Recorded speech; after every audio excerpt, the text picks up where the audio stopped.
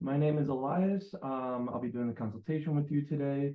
Before we get started, I do want to let you know that we record our consultations just so that way if there's any information that is needed from them, then you still have them available. Cool. That's in the sign-up sheet that you did and everything too. Uh, Awesome. okay, so why don't we just get started and you can tell me about, I think Murphy, is it? And Yes. then uh, just let me know some issues that you're having, what goals you're trying to achieve with training, and just anything else that seems like it could be improved. Yeah. So Murphy turned 2 in November. I would say he's a very high energy Bernedoodle. He's 50 pounds. He is great. We did some training, like positive reinforcement training when he was a puppy. So he knows all his basic commands: touch, which is like come, sit, down, stay, high five. Um, he also does know quiet Mhm, when barking. That one he doesn't. He listens when he wants to, and he's very, very food motivated. mhm, Um, but I would say barking is probably the biggest issue, and like barking when people go by. We live on like a more busy street, I would say. mhm, Um, and yeah, he just goes kind of crazy barking. So it's a very like guard dog. In terms of listening when he is outside of our home, that's like non-existent. mhm, So for example, like there's a park near us that will let him like run around in the tennis court mhm, with other dogs. And this happens a lot, but he will not come back on leash. So let's say like the other dog leaves, it will take me, this happened recently where it was like in the rain, and it took an hour for me to like trick him somehow to like get back on the leash. I actually ended up calling my neighbor who was nearby because he would not listen to touch. Like nothing would work to get him to come back to me. mhm, Granted, I think it comes from a place of like him wanting to play, obviously. mhm. Yeah, like leash, there's no One second. listening. So I don't let him off. Able to take him to like we had a baby last April. So I definitely think he's feeling like he wants more attention. So I would love to be able to take him to the park to run around and get his energy out. And that would just be impossible since that park is huge. And I just know I would never be able to get him back on leash to come to us. Uh-huh. He does go to daycare twice a week because I thought that like that would be fun for him to play with other dogs and get his energy out. I don't even know if that's really working. But yeah, I think generally it's like not listening, or if he's outside in our yard, um, he will like bark at people passing sometimes. Mhm, Um, it's we did have an interesting situation once where our neighbor called the cops on us for him barking, which is crazy. mhm, Neighbors should just come over and because he doesn't really do that. He likes to just be outside, but I think he heard a dog in the distance and was just barking in reaction to that dog barking. yeah. Um, but yeah, listening off leash is like a big one.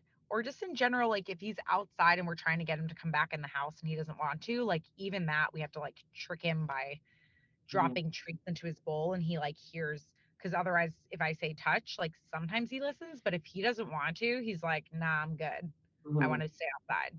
Yeah. So I think that I just want to have like more, I feel like he's limiting himself by not listening when we're out and about. Cause then I'm like, I'm not going to take you to these parks, but I know that that's really what he needs to be like his happiest dog self is he wants to run around and go to these parks. So that's kind of it. Okay. Um, he's the friendliest dog in the entire world. He's so good with our baby. Like never had any issue with like aggression or anything like that. It's really just like more obedience Okay. type training. Yeah. Well, thank you for all the information to work with because this makes it a lot easier to figure out everything.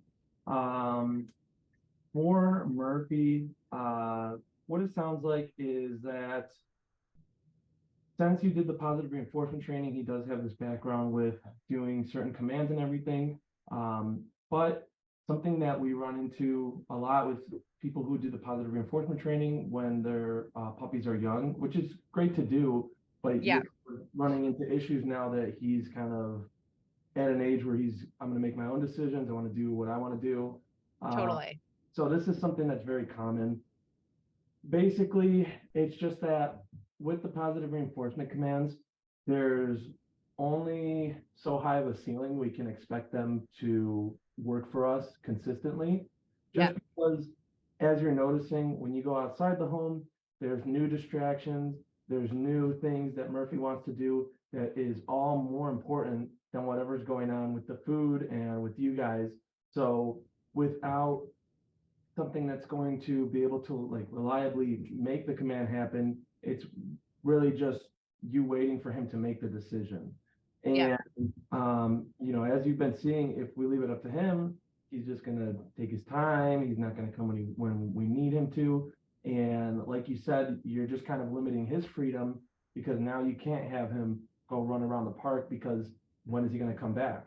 totally. Or even like being outside, like now that one of our neighbors complained, I'm like, anytime I hear him barking, I'm like, oh shit. Like, and he really doesn't bark. Like that neighbor was being an asshole.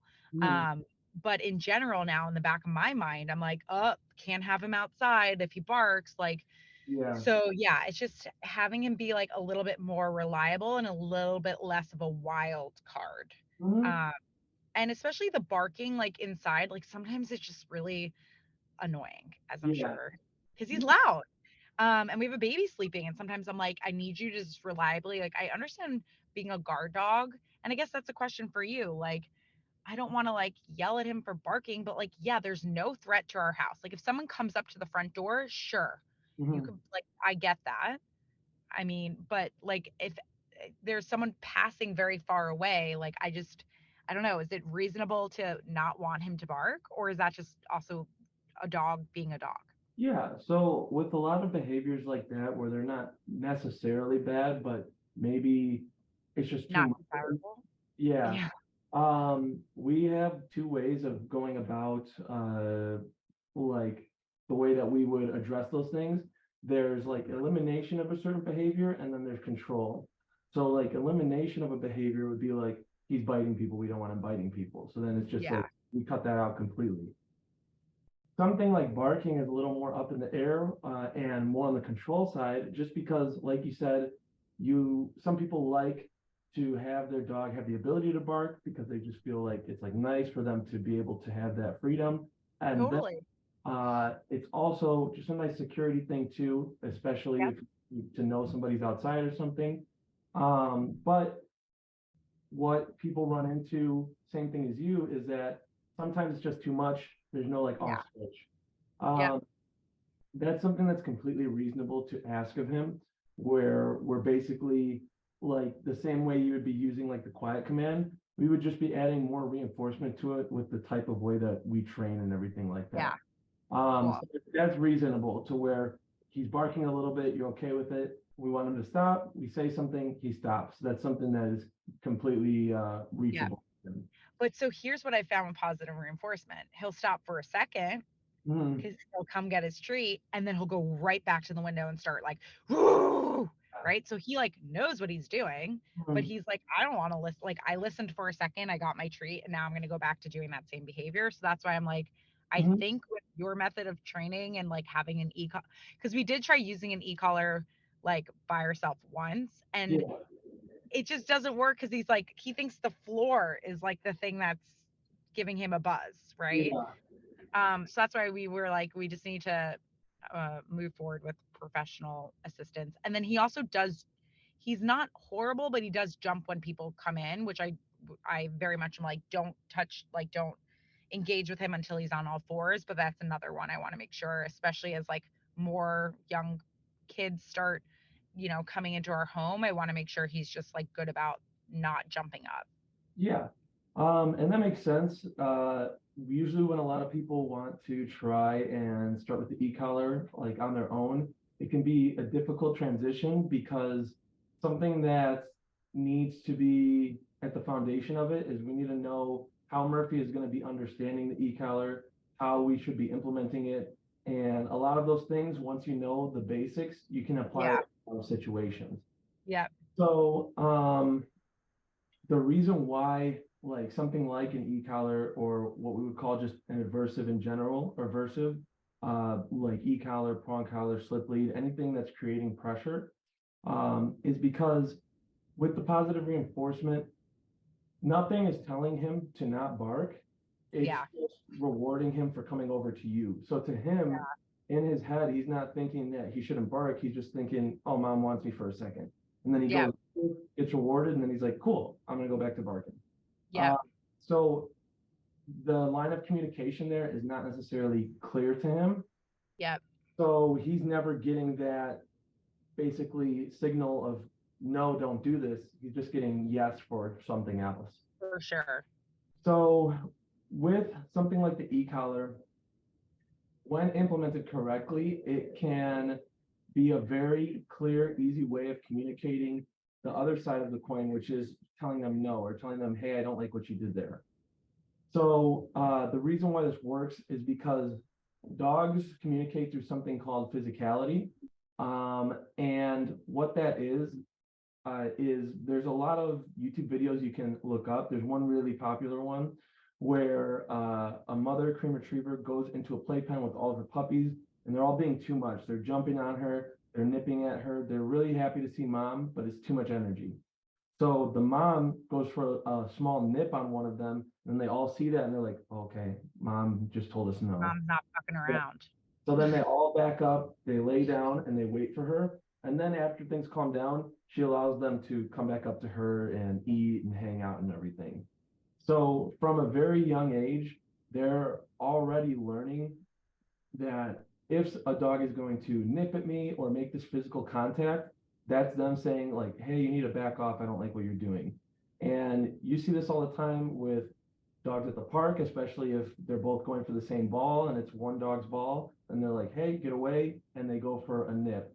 Now, dogs, we can't necessarily trust them all the time to do the proper correction because they're dogs at the end of the day, so we wouldn't expect that of them. So sometimes certain dogs can take it too far and everything like that. Yep. But the mentality is still the same. So when we're implementing the tools like the e-collar, for example, which is what we prefer for our adult dog training, we're just bringing that physicality, that kind of biting sensation, but now with a more reliable tool. Yeah. And the prong collar works the same way. Something like a slip lead or like the martingale collars that like tighten and everything, all of that works the same way because it's just creating pressure to stimulate that physicality of what like a bite would be like, even though we're not taking it to the degree of what a dog might take it to. Yeah. So with that, the way that the e-collar kind of works in implementing that is a good comparison we like to use is, have you ever been to a physical therapist's office? Yes. Have they ever used like the TENS unit on you? No. That's fine. That's okay.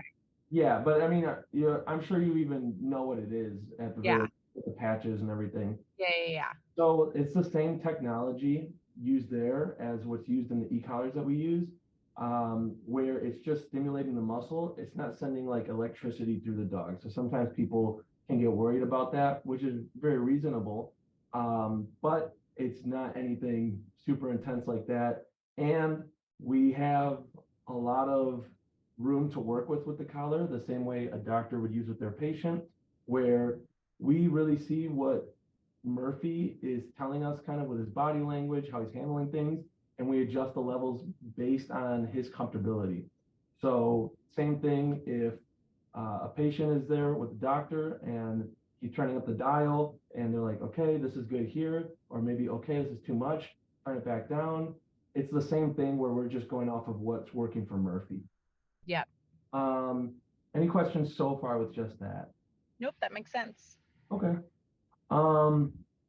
With the e-collar, now the reason why we prefer that versus some other methods, and the reason why it's kind of like balances out the positive reinforcement training that you've been doing with him already is that now we can add that physicality in a much more easier, straightforward way to where one, it's not like the prong collar to where we need to have the leash on him all the time. So that way, if you do want him to go run around, well, now you can't really use the prong collar anymore. But with the e-collar, since it's wireless, has a good range, now you still have that ability to get into that off-leash training reliability. Another thing is that it kind of separates the correction from you guys a little bit, which is good, especially, not everybody's trying to become a dog trainer and do all this like specific things. Yeah. So with the e-collar, Murphy's not necessarily understanding that, oh, mom's the one that's pressing the button, sending the signal to the collar, that's going to me. It's too much for him to conceptualize. What he's thinking is that, let's say, for example, he's I don't know, doing something like jumping on somebody, and we go for a correction with the e-collar. He's not necessarily thinking like, oh, I just can't jump on people when mom's around because mom's the one doing it. He's thinking like something in the universe told me Yeah. that I jump, there's a sensation I don't like, so I don't want to do that jumping anymore. Yeah. So with that, it's a lot easier, a lot more clear and less confrontational to where whatever he's having an issue with, that's like between him and whatever he's doing. He's not Yeah. necessarily focusing on you. Or for example, as your child grows up and if your child is going to take him on walks and everything, he's not thinking it's like the child. It's more just like something that's happening. Yeah. And then on that too, that makes it very easy to transfer between people. Yeah. So let's say you're doing the training with him and he listens to you really well. Well, if you give the remote to another family member, or like I said, your child or your husband, there's the same ability for him to listen to them as it is for you. Because let's say his number on the e-collar is like 22. Well, 22 is the same for you, the same for anybody else who presses the button. He's not going to learn different rules for different people. Yeah. So that's another kind of benefit to look towards when kind of trying to get that consistency. Yeah. Any questions so far with what I said there? No, that makes sense. Okay. So with this, we can tie it together with the positive reinforcement training to really paint like a clear picture for him, because we can still give him rewards. We can still give him like praise, food, treats when he's doing something good. We just now are going to be implementing something that's going to tell him, hey, don't do that, or like, this is not necessarily the correct way that we would like you to do that. Yeah. So for something like pulling on the walks and everything, we would, or before I get into that, how do you normally walk him? Like, what is your setup for the walk? Just on a leash, but Mhm. yeah, like it's not the best at not. I mean, he's not horrible, but like sometimes he pulls, especially if he's excited. Yeah. Okay. Um, when you start whichever program that you end up starting, we always teach first the heel command. One, because it's a really easy way to practice because everybody walks their dogs pretty much every day. And then two, it's a really good way to teach Murphy that he's kind of in control of what happens with the collar, Yeah. where he needs to learn how to go with the pressure of the collar, and that if he's like doing the specific thing that needs to be done, then no pressure from the e-collar at all. But then when he goes kind of into it or like against it, pressure turns on, and then he needs to learn that he just has to turn it off basically. Yeah. So e-collar or the heel command is a very straightforward way of teaching that. And And he doesn't know heel very well, so that will be a good one. yeah, our heel command specifically is very, very strict. So the way that it should look is that Murphy's on your left side while you're walking, his right shoulder in line with your left leg. He shouldn't pass you, go behind you, go to your side. And then when you come to a stop, he should go into an automatic sit right next to you. Yeah. So With that, it's a lot of structure for him to follow and a lot for him to keep track of mentally. So a lot of issues that people might have on the walk are usually taken care of, or at the very least improved greatly, just because he doesn't have time to focus on all these distractions, all these extra things, because he's got so much to keep track of here in the command that Yeah. this other stuff is not necessarily important to him in that moment. So with that, you will most likely see an improvement in general with the behavior and the focus, just by adding in that one command. Any questions with that? Nope. Okay. And then as far as like the what I would call like barrier reactivity, where he's outside by the gate or he's at the window, we can allow like a certain level of barking, especially like in the home, and still have a way to make him stop doing what he's doing. So basically, as I mentioned earlier, we would implement more of a control style training there, where the e-collar is like the consequence. So when he is barking, if we wanted to completely stop him from barking, we wouldn't say anything and we would just tap on the e-collar when he barks. So that way he thinks, whenever I bark, this thing happens, I'm not going to bark. But if we're wanting more control, then let's say he's barking, what you would then do is implement your basically like command word, which would be, if you prefer to keep using quiet, we'll just go with that for this example. You would say quiet, and then let's say he's like, okay, mom said that before, I'm not going to take her seriously. Then we follow up with the e-collar without saying anything else after that. So now we're kind of giving that word more power, because he knows, okay, after mom says quiet, then the e-collar happens. I don't want that to happen. So I can bark. She says quiet. All right, I'm going to stop after that. So Yeah. now we're just really creating a consequence for the word, to where before maybe you're saying quiet and he's like, well, nothing's going to happen. If anything, I just go over by her and get a treat. Yeah. Oh, it's okay. The e-collar is going to happen. So when she says quiet, mom really means business here. And then we can still reward him after that too. If he's like quiet and he's hanging out or whatever, then you're like, oh, okay, cool, and give him a reward. And now he's getting that balance of like, oh, it's really good when I listen to mom, because the e-collar doesn't happen and I get a reward. So now we can make things happen more smoothly as well.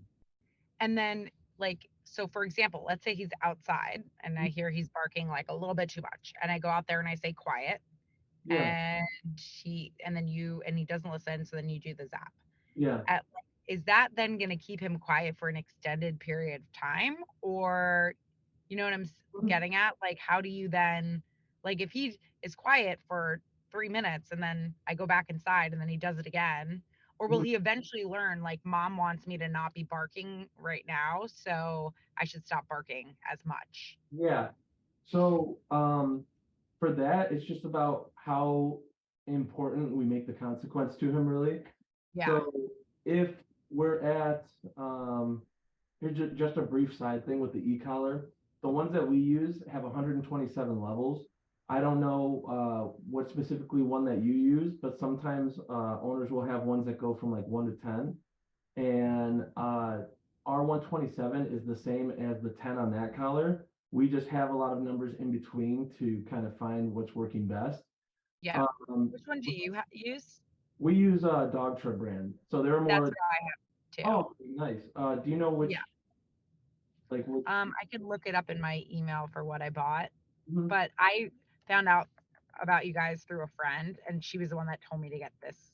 So I assume it's probably the one that you guys use. Yeah, we have a few different ones in like the dog trail line, but that brand is the most like professional, consistent brand. Yeah. Okay, cool. I'm gonna look it up in my Amazon history, but Okay. um, Um, Either way, whenever you find that, just let me know. And then with the e-collar, let's say we have them at like 15 at first. And you go out there, you say quiet, and at 15, that makes him stop for like 5 minutes, but then he starts again. So let's say you're wanting longer than that, then we would just increase the consequence. So that way he's thinking, well, I don't want to start doing this again because I didn't really like what happened last time. Yeah. So then maybe 25 gets him to stop for like a half hour. And maybe you're still even wanting more than that. Okay, well, maybe we do it at like 35 or 40. And Got now it. the consequence is high enough to where he's like, I don't want to be doing this like every 10 minutes if this is going to keep Yeah. happening. And that's how we would kind of limit all that. So it's really just about finding like what number he's going to take seriously, what number is going to be a consequence enough for him to make the decision to do certain things in certain ways. Cool. Any questions with that? No, that makes sense. Okay. But with stuff like that, you can implement that in a lot of things in your day-to-day life, like small things that you're trying to fix, where it's the same mentality of just this color is basically your no word, kind of, to where you're like, okay, this is the consequence.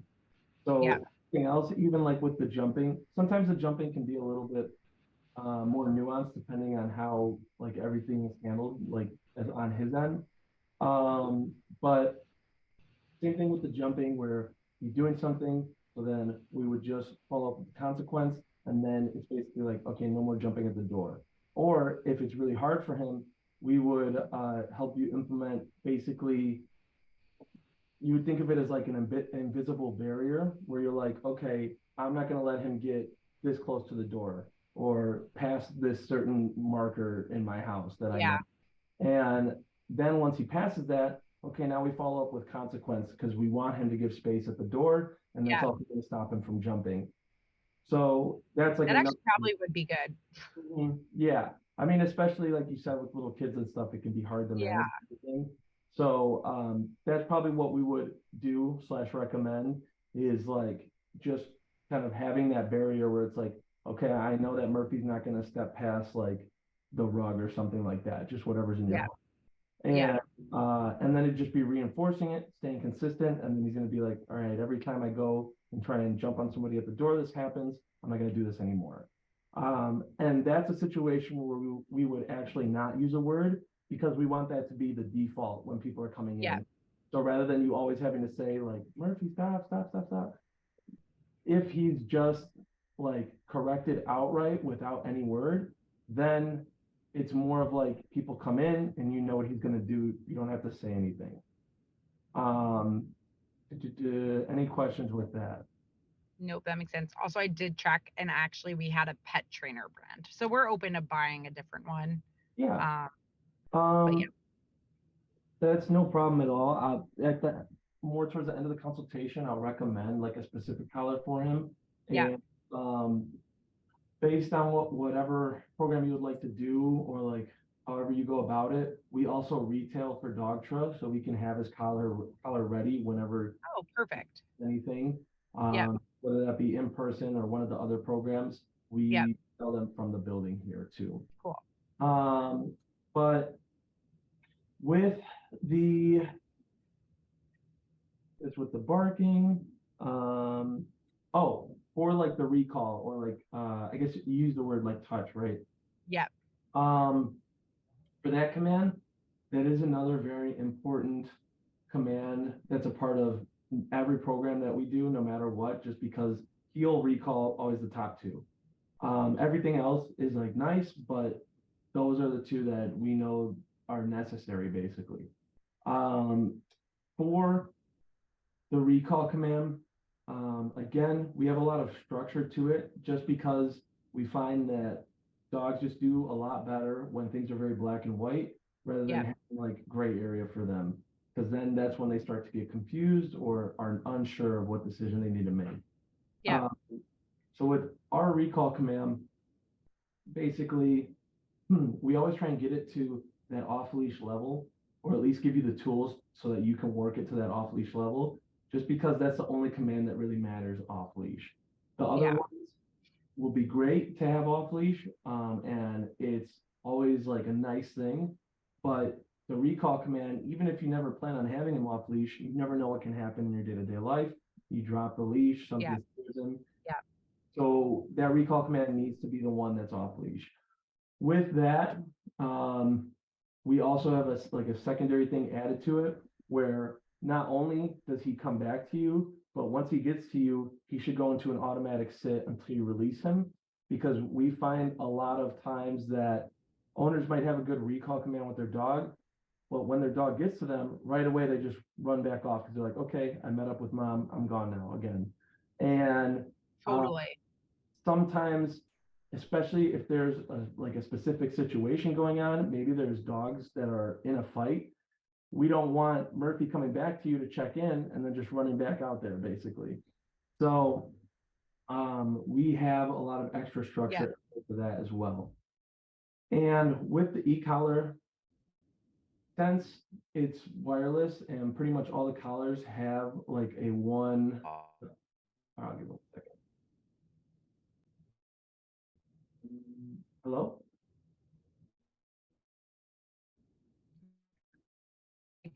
I think you're freezing a little bit. Yeah, I'll just give it a second. Just a little bit delayed. You can turning camera off helps. I think it's just our internet here. I don't know, Okay. like slowdowns today, basically. No worries. But with the recall command, pretty much all of our collars have like a 1 mile range, so he can go pretty far, and like you still have everything available to you to be able to get him back and all that. Yep. And then, like you said earlier, wanting to give them that freedom, we find after the e-collar, owners have a less stressful time and a much better time with their dog because they can give them that freedom because they have so much Totally. ability. Yeah, like lately I'm like resenting him, and I'm Yeah, like, that's because why I was like, it's time. yeah, it Yeah. makes sense. It makes sense. I mean, I felt the same way with my dog too. Started doing the training with him and like completely trust him off leash now. And it's like basically just having like a second friend, like Yeah. Which is great. yeah. And as far as anything with like too much excitement, a couple things with that. One, usually once we start implementing more structure with the e-collar, what ends up happening is, because I know you said you sent him to like daycare a few times, but you weren't sure if that was helping or not. With the structure of the e-collar, we end up working them mentally and physically. Yeah. So some things that a lot of people can tend to overlook when like trying to tire out their dogs or like working with their dogs is that them running around and doing all that stuff is tiring, but if they don't have that like off switch in their head, then Yeah. their body's just going to keep going and they're not going to relax. And Yeah. if anything, they'll get overtired or they're still hyper, even though mentally they might want to relax. So adding in some mental exercise, such as like the heel command or doing all this stuff inside, just having more structure and keeping track of things, is going to give them that more full kind of like mind body exhaustion to where Yep. we've had it time and time again where a dog will come here, start a program, and then go back home to their owners, and the owners will send a picture of their dog just like completely knocked out. And did it freeze again? No, you're okay. It's just it's a little slow, but I still hear you. Okay. Where their dog is completely asleep, knocked out for like 4 hours once they get home, and they're like, he never naps like this.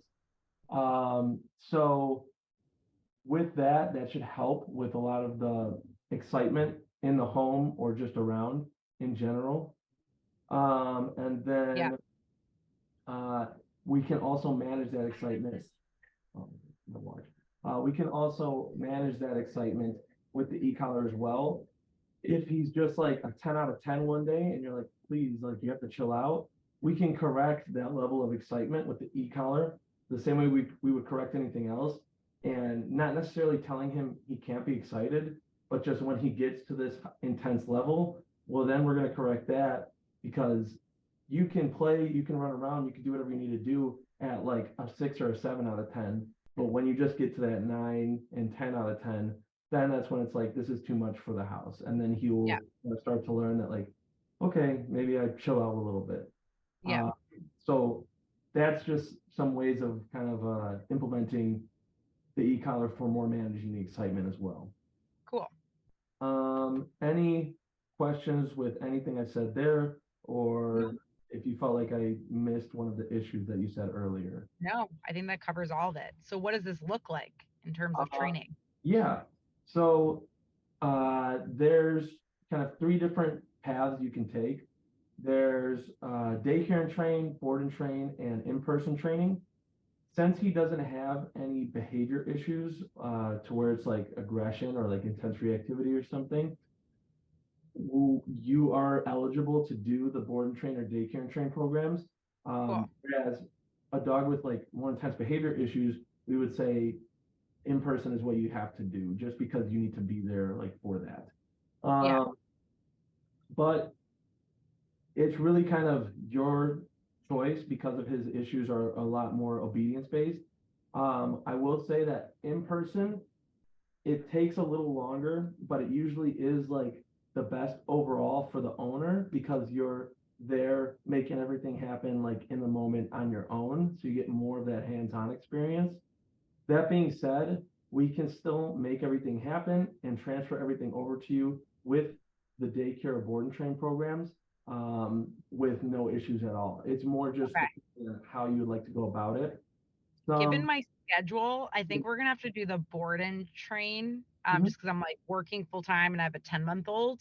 Yeah. Um, so a board and train would be ideal. And then I saw like I would then come in like on the last day or something, right? And like learn Mhm. how to make sure I'm reinforcing all those things at home. Yeah. So the way that the board and train works, like you said, we have a mixture of like the actual training when Murphy's here, and then some in-person time still to make sure everything's transferring correctly. Cool. And with that, let's say, for example, he did like the 2-week board and train program. You get like 4 hours of follow-up time, and you can break that up however you like. We Okay. usually recommend that when the owner comes to pick up the dog, that we do 1 hour right away, just to Perfect. get the heel command over to you so you can start practicing right away. Okay. Um, and then with the 2-week board and train program, you also get instructional videos. So video for the first week where all the commands on the short leash are gone over. And the reason why we go over all the commands is just because since he's going to be here with us, we can kind of go through everything in a more accelerated way.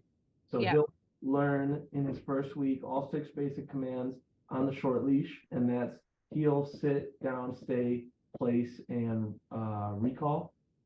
And then second week, we take all those commands and basically put them on a 30-foot long leash, to where we're simulating that more off-leash reliability, but Yeah. we are still having that leash there just to make sure that we can make him follow through with things. Yeah. And then you get another video for that part as well. Cool. And then the rest of your follow-up time, you can schedule however you like. Usually that's what people like most about doing like the board and train or daycare and train programs, Yeah. because maybe you do the first hour and then you watch the videos and you're good for a while, but then something comes up. Okay, well now you can schedule it because the classes don't expire. Okay. Those classes can also, as the weather's getting nicer, especially, take place outside at Okay. um, a nearest like major park. So like, for example, we go to Oz Park, Palmer Square Park a lot. Yep. And that is just useful to get more of that real world experience and see what Yep. Murphy's do, and really test the commands and everything. Yep. Cool. Um, Another thing that's possible with the follow-up hours there is, let's say there's something inside the home that you're trying to address and you're just not able to get a good handle on it with Murphy. We can make one of those sessions an in-home session, to Cool. where a trainer will come to your house, help you with whatever you're needing help with, and then whatever follow-up time that takes, then you'll still have the rest for like another time in the future. Yeah. And I assume board and train, like they're not training all day, right? Like, do they have like playtime with other dogs during the day? So we always keep, whether a dog is here for daycare, boarding, board and train, we always keep like a rotating schedule going. As a board and train, he's gonna have like a busier schedule than like a Yep. daycare dog. But he will still be mixed in with the structure of the day. And what that kind of looks like is, he wakes up, has breakfast, does a session right in the morning of training with like one of the trainers here. And then he'll get mixed in to the daily activities of play group, treadmill time, if he's into the treadmill. Some dogs like it, some dogs don't. Oh, And cool. then he's also able to do something we call duration work because he's going to have the place command. So that's where we have some dog beds out with the other training dogs, and he just for an hour will kind of chill out on one of the placemats, practicing the place command and practicing that kind of self-control of like chill out time. Yeah. And then mixed through that, after he has, about like an hour break, it's in like another session, and we try to do like probably 5 to 7 sessions throughout the day and evening around his dinner time as well. And then he'll probably be in bed by about like 8 o'clock. Cool. And he's probably going to be exhausted. Yeah. This So sounds great. yeah, usually the the dog has such a busy day that it's really by the time they come home, they're going to be asleep for probably the rest of the day. Yeah. Uh, but yeah, so that's kind of roughly what his schedule will look like. Obviously, it will move around a little bit throughout the day, but he will be mixed in with playgroup stuff. He will be mixed in with what the other training dogs do with the structure of duration and everything like that. The weather's getting nicer, so training walks, everything like that, as well. Cool. So I have only like 4 or 5 minutes left, just 'cause I have to jump into a meeting. But in terms of next steps, I mean, I have a 2 week span period I'm already like thinking about. Yeah. Um, that's in May. That would just like work well for our schedules. That like, do I follow up with? Do I tell you what those weeks are, or who should I email? Yeah, so what's going to happen now is after this consultation, uh, I'll go ahead and have our kennel manager, Katie, send you a follow-up email with all the Cool. information that you need and, prices of things, options for things, everything like that. And then you can have an email chain with her discussing Perfect. uh, what schedule is going to work best for you, basically. Great. And as far as recommendations, I will probably, as of right now, unless you're wanting to do more advanced training, it sounds like a 2 week board and train would probably be solid. Uh, Yeah, that's what I wrote as like the interest because yeah. I want like the off. I saw that like off training really requires 2 weeks, and I'm uh, like, I think if he's gonna live his best life, and I am gonna feel comfortable taking him to the park, and which I totally want to do, I feel Yeah. like he just has to really, and that's his problem. Like he listens when he wants to on his leash, but I think um, 2 weeks will give you that good foundation to where you yeah, should be able to handle the rest like on your own there. yeah, And cool, then for the collar, right now, I'll probably recommend him the 2300. You don't have to worry about that at the moment because since he's doing a board and train, we'll try this collar out with him. If it's working well, then we'll let you know. And I could just buy it from you guys. yeah, uh, Perfect. so we'll wait and see where he's at. But I'm thinking 2300, which is just like kind of middle of the line medium dog collar. Just because it sounds like he shouldn't really need Yeah, much more than that, but you never know. Some dogs are weird, but um, yeah, with yeah. that, I'll have Katie include all of that just so that way we're on the same page and all that. Cool. And any questions that you have with training or with scheduling or anything with the program, feel free to email to Katie in that email Cool. chain.